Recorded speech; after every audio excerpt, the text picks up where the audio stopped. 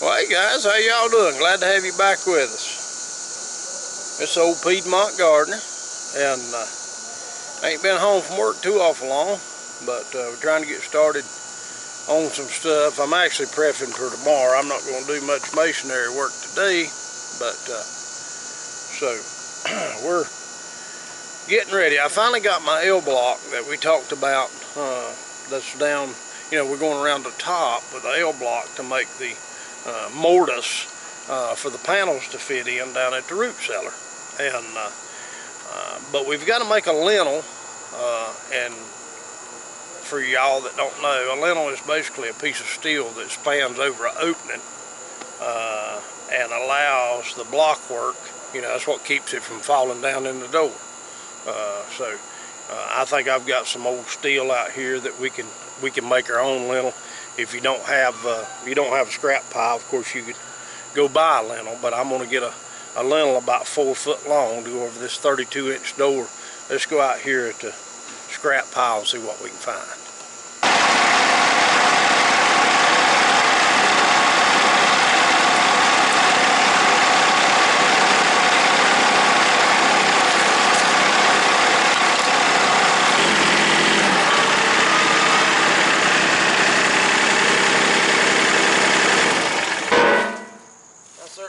Carry it no further than I have to.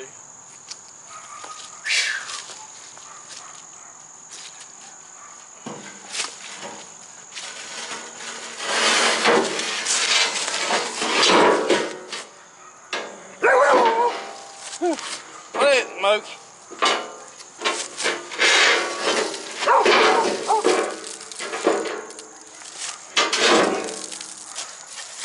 Say, hey.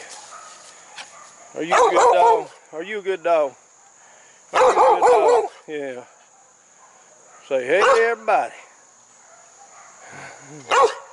Loud and obnoxious is what you are. Well, it almost made it all the way. Yeah. Let me see if I can get it up here.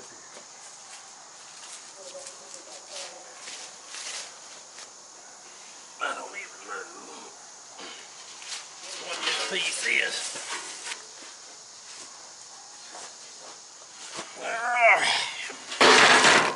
Okay.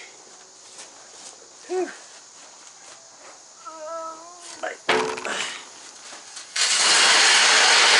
All right. All right.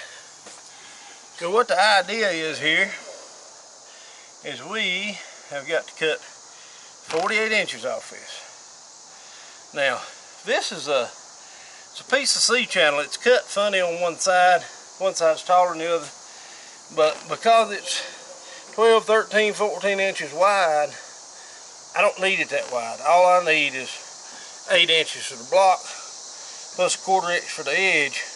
I'm gonna cut this down. This plate, the part of it that goes vertical on the back side, is going to be running up on the inside of the root cellar. It won't be visible from the outside. I'm going to cut from here to here about 7.5 inches. That'll give me plenty of bearing for my cinder block, but the edge of the lintel won't be seen on the outside. It'll just be a smooth, you know, it'll be smooth transition right there. Like I said, it'll be a little bit back, just a little bit back. So anyway, let me get a tape measure and we'll get out the plasma cutter and go to work. Oh man, my pedal flipped. Ooh, Lordy.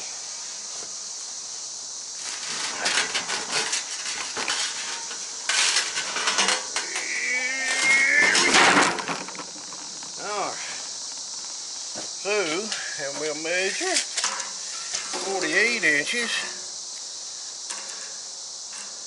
How many times I measured something wrong because I ain't got my glasses on. And we'll put us a Sharpie mark right here. This don't have to be extremely precise. Now we'll take our square, and there again, like I said, this is not doing cabinet work here. We're going to extend our line across this. Now, I've got a little old bitty plasma cutter. That's what I'm going to try to use to cut this. Another good way to cut it is if you had an angle grinder with a metal cutting disc. I'd do a real good job cutting this, but I'm going to try to use a plasma cutter. We'll see how it works. See if we can't draw a line down through here. We'll see.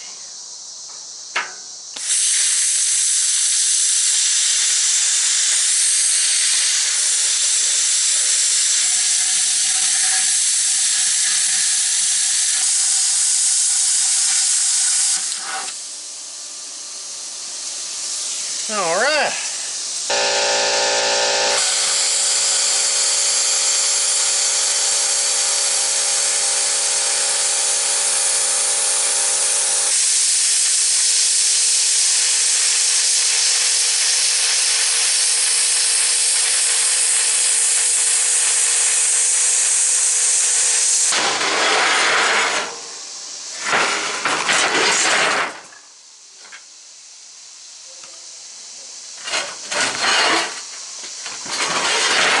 Alright, well, we got that piece. First, just so we won't have a jagged edge out there. And I'll probably take a grinder and smooth up anything you'll be able to see.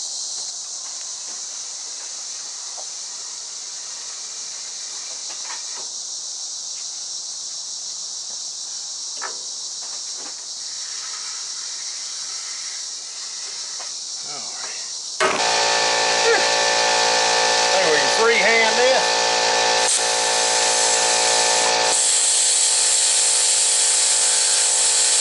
Probably not. Probably not. Probably not.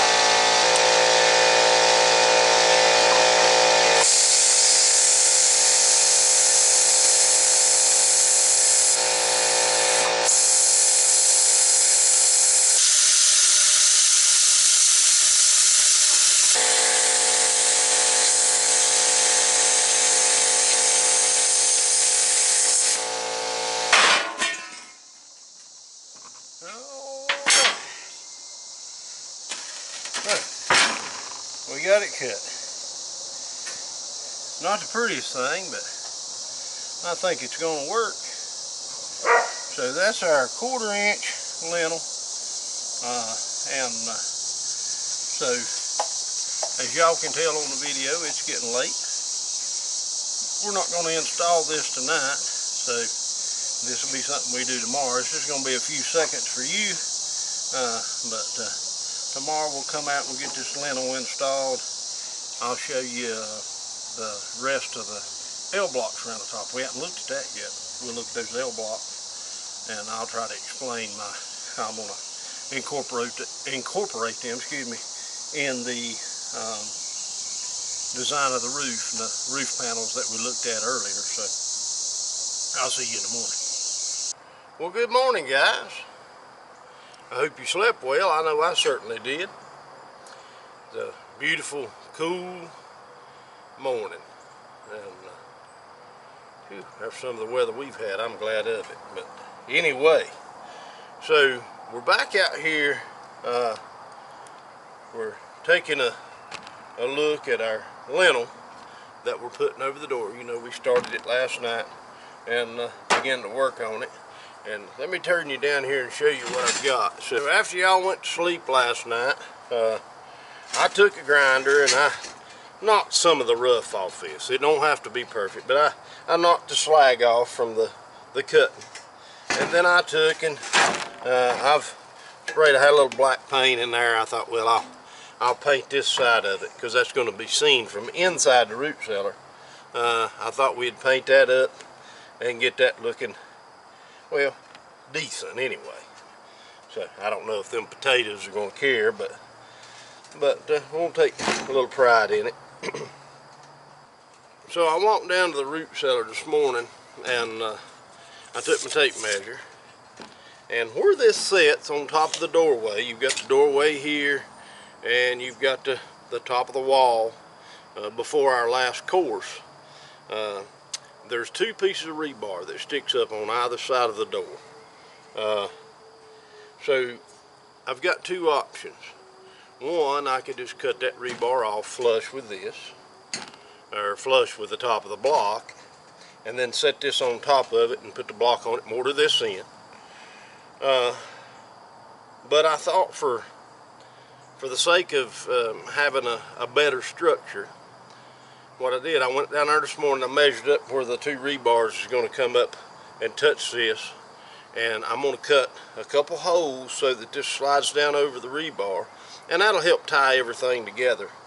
I think it'll make a stronger connection, and certainly won't be any movement back and forth on the linear part of this right here. So let's cut a hole. I got my old trusty drill, and I've got a cutter here that cuts a hole for a 3/8 connector. This is probably more like a 7/8. So we're going to see if it'll cut through it cleanly this morning. So as you can see right here, I've marked my hole and marked the center of it. Measured from this on the block to the rebar, and from this on the end block here, the last block to the rebar. Got that location, and I know that the centers between this hole and this hole was 41 5/8 on a 32-inch door, and we measured that distance from the back of this, you know, from here to the block, and I think we've got it laid out. But I'm gonna cut the holes just a little bit big so that I'll have some movement, and then we may, if we want to, you could spot weld it in.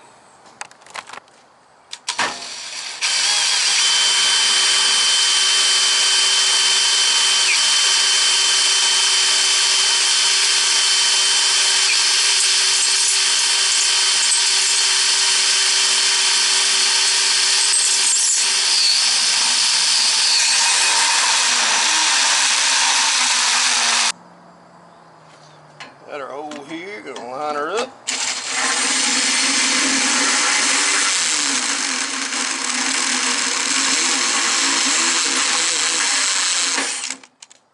There we go.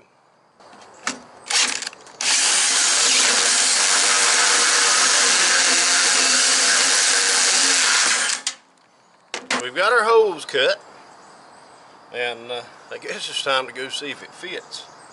So let's load it on the tractor.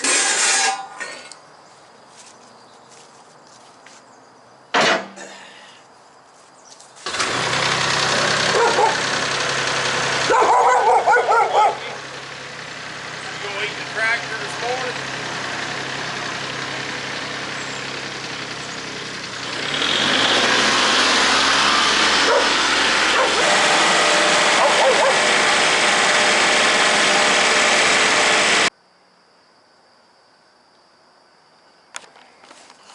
One, two,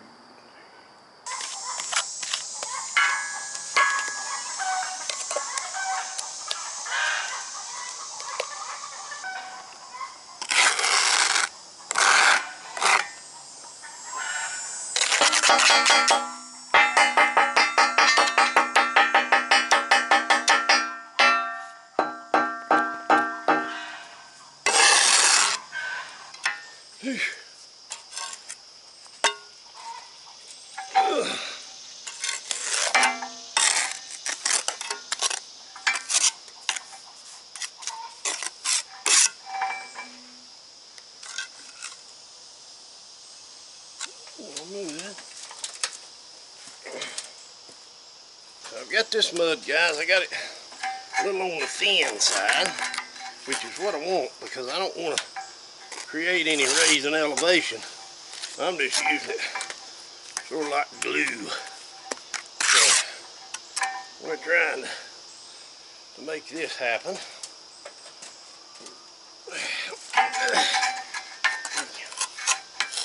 There. There's a little bit of a recess on that one, a little extra all the way around, and I'm gonna set that there. We're gonna smash it down. Make sure I am not creating too much of a rise in elevation.